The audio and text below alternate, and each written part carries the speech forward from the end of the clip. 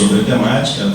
Essa apresentação foi transcrita e foi publicada posteriormente na revista brasileira de Direito Animal. Portanto, já tem aí algum tempinho, né, refletindo sobre essa temática, que é uma temática bastante interessante, com muitos desdobramentos. A religião é um componente importante, né, relevante na vida de muitas pessoas, né, então realmente é um tema sempre muito polêmico.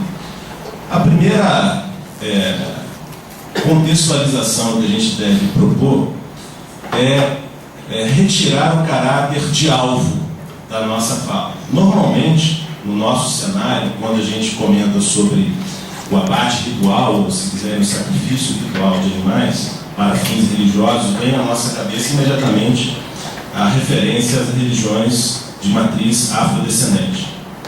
É uma referência que normalmente surge.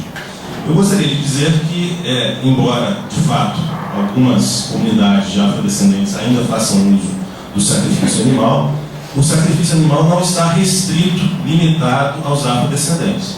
Ou seja, várias outras religiões fazem uso de sacrifício animal. Vamos aqui dar o exemplo dos próprios judeus, com o abate kosher, com o kasher, do abate muçulmano, que é o abate halal, que é o abate religioso, que inclusive em termos quantitativos é muito superior, né, ao abate realizado pelas pessoas, né, ligadas à matriz afrodescendente. Então, portanto, a minha fala não é endereçada a nenhuma religião em específico, né? Acho até que o tema da religião, embora sensível, não é um tema especial, né? Ou seja, a religião, a nossa religião, para quem eventualmente tenha uma, não é especial, ela é apenas mais uma dentre todas milhares que existem, né? Ou seja, o tema religião não goza de imunidade ética, né? Então, acho que esse é um primeiro ponto de partida.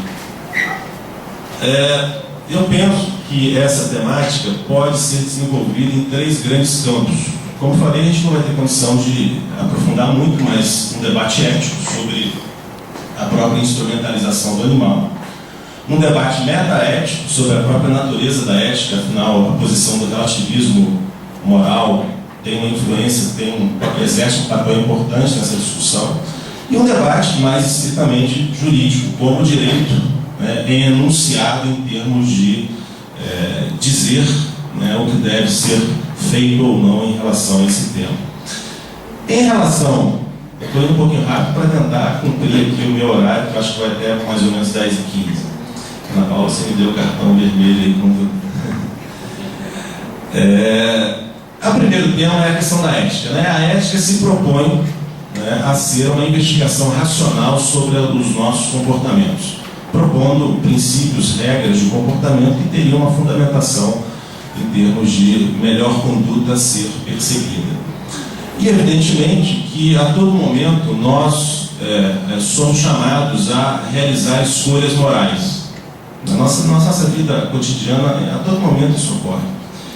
E algumas escolhas são morais, que são importantes para a ética, e algumas outras escolhas não são propriamente morais. Por exemplo, se eu decido a que horas eu vou acordar amanhã, por exemplo, essa é uma escolha que eu tenho que fazer. Essa escolha, em princípio, não é uma escolha moral. Eu devo cortar o meu cabelo? Eu vou fazer uma nova tatuagem? Eu vou pintar o cabelo de roxo? Enfim, são escolhas, mas que, em princípio, via de regra, não são escolhas morais. As escolhas que importam para a ética, né, as chamadas escolhas morais, são escolhas que influenciam terceiros, influenciam o bem-estar de terceiros, o bem-estar experimental de terceiros. Em princípio, portanto, além da componente de busca das melhores razões, a ética tem um compromisso com a alteridade, com o outro.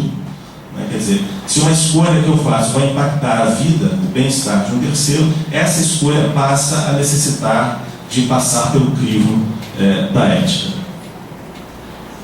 Vou dar aqui um exemplo muito singelo, até meio sem grandes repercussões, sobre um fato que ocorreu em 2012 numa corrida de cross-country na Espanha, né, onde um queniano, o Abel Mutai, ele, como todo bom queniano, um bom corredor, um bom atleta, estava ganhando a prova com larga margem de vantagem sobre o segundo colocado, o espanhol Ivan Anaya. Tal era a margem de vantagem que o queniano chegou na linha de chegada, pé próximo do fim da corrida, com muita vantagem e parou, porque ele achou, ele se enganou, que aquele local onde ele tinha chegado era o final da corrida, quando não era. A prova ainda continuava alguns metros à frente. E o povo todo, ele cercando, gritando para ele, não acabou, então ele não entendia. O segundo colocado, então, ele ali perdendo tempo, foi chegando, né, se aproximando dele, e ao chegar próximo dele, o segundo colocado viu que ele estava com dificuldade de entender que a prova não tinha terminado, e ele guiou. Ele falou, não, vai, segue, que a prova não encerrou. E depois que acabou a prova, os repórteres, a mídia, foi entrevistar o espanhol. Mas por que você fez isso? Você poderia ter passado e obtido a vitória na prova. Ele disse, não fiz nada. Ele ia ganhar a prova. Ou seja, a ética, né, ele fez uma escolha moral nesse sentido, porque a conduta dele ia impactar a vida do queniano. Quer dizer, a ética não é um projeto de engrandecimento pessoal. Né? Então, isso é importante, né, de dizer. E, como eu disse, né, a ética vai buscar entender, né, no nosso caso, a gente vai procurar expandir esses horizontes para entender quem é esse outro que pode ser impactado pelas nossas condutas. Né? Bem, eu disse a vocês que além dessa discussão ética sobre quem é o outro e de que maneiras as nossas escolhas podem impactar a vida do outro, nós temos uma discussão que na filosofia é dita meta-ética, porque diz respeito a uma investigação sobre a própria natureza da ética. E dentro dessa discussão da natureza da ética tem um importante peso a discussão sobre o relativismo moral. A posição do relativismo advoga, né, a ideia de que não existiriam valores morais objetivos. Né? Os valores seriam sempre relativos a indivíduos ou grupos sociais, daí o nome relativismo. A partir do século XVII, do século XVIII, a literatura da própria antropologia, né, buscou investigar, né, comportamentos humanos de grupos sociais diferenciados. E até por uma curiosidade começou a relatar diferenças de comportamento.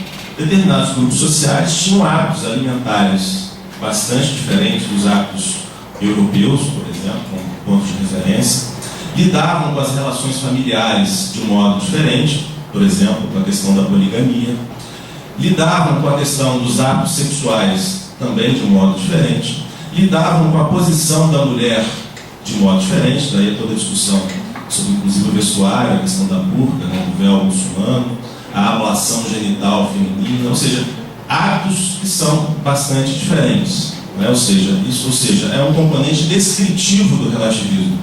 Culturas eventualmente se comportam diferentemente sobre alguns assuntos.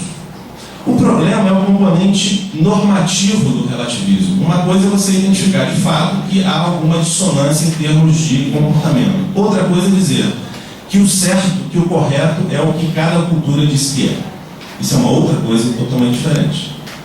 Né? E essa é a discussão que eu quero trazer a vocês. Afinal, o modo de decidir o que é o correto é olhar, né, é nós olharmos para o que uma cultura diz em determinado momento ou não.